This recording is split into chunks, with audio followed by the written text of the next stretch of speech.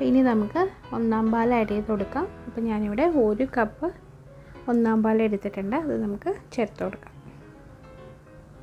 ഒന്നാം പാൽ ആഡ് ചെയ്ത് കഴിഞ്ഞാൽ പിന്നെ അധികം തിളപ്പിക്കാൻ പാടില്ല. നന്നായിട്ടൊന്ന് മിക്സ് ചെയ്തെടുക്കാം. ചെറുതായിട്ടൊന്ന് തിളച്ച് തുടങ്ങുമ്പോൾ നമുക്ക് ഫ്ലെയിം ഓഫ് ചെയ്യാം. നമുക്ക് ഈ ഒരു കൺസിസ്റ്റൻസിയിൽ എടുക്കുമ്പം കറക്റ്റായിട്ടിരിക്കും. നമ്മൾ പായസം തണുത്ത് കഴിയുമ്പോൾ ഇത് ഒന്നുകൂടെ ഒന്ന് കുറുകി വരും.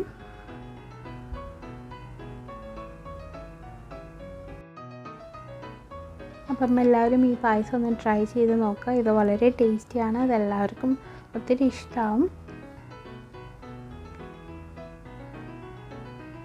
അപ്പം നന്നായിട്ടൊന്ന്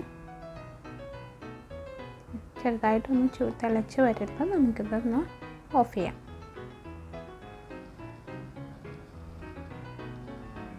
ഇനി നമുക്കിതിലേക്ക് തേങ്ങാക്കൊത്താണ് വറുത്തിടേണ്ടത്.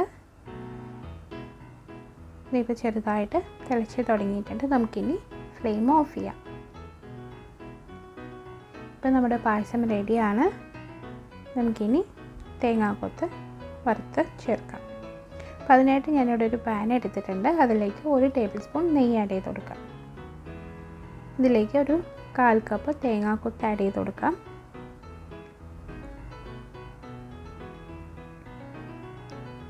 ഇനി നല്ലപോലെ ഗോൾഡൻ കളർ ആവുന്നവരെ നമുക്കിതൊന്ന് ഫ്രൈ ചെയ്തെടുക്കണം.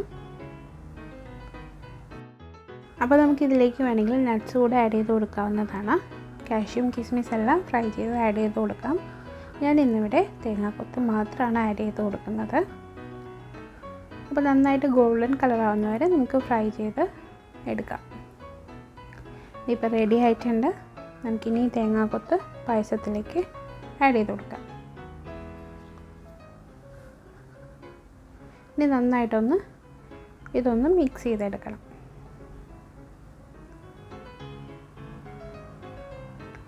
ഇപ്പോൾ നമ്മുടെ പായസം റെഡി ആയിട്ടുണ്ട്. ഇത് വളരെ ടേസ്റ്റിയാണ്. എല്ലാവരും ഇതൊന്ന് ട്രൈ ചെയ്ത് നോക്കുക. അപ്പോൾ ഈ പായസം നമ്മൾ കുറച്ച് നേരം ഈ പാത്രത്തിൽ തന്നെ വച്ചിരിക്കുക. അപ്പോൾ ഒരു പാത്രപ്പാകം വരാനുണ്ട്. എന്നിട്ട് വേണം സെർവ് ചെയ്യാനായിട്ട്. ഇപ്പോൾ നമ്മുടെ പായസം റെഡി ആയിട്ടുണ്ട്. അപ്പോൾ ഇതെല്ലാവർക്കും ഈ റെസിപ്പി ഇഷ്ടമായെന്ന് വിചാരിക്കുന്നു. ഇഷ്ടമായി കഴിഞ്ഞാൽ ഫ്രണ്ട്സിനും ഫാമിലിക്കും എല്ലാവർക്കും ഷെയർ ചെയ്യാം. അഭിപ്രായങ്ങൾ കമൻറ്റ് ബോക്സിൽ അറിയിക്കാൻ മറക്കരുത്.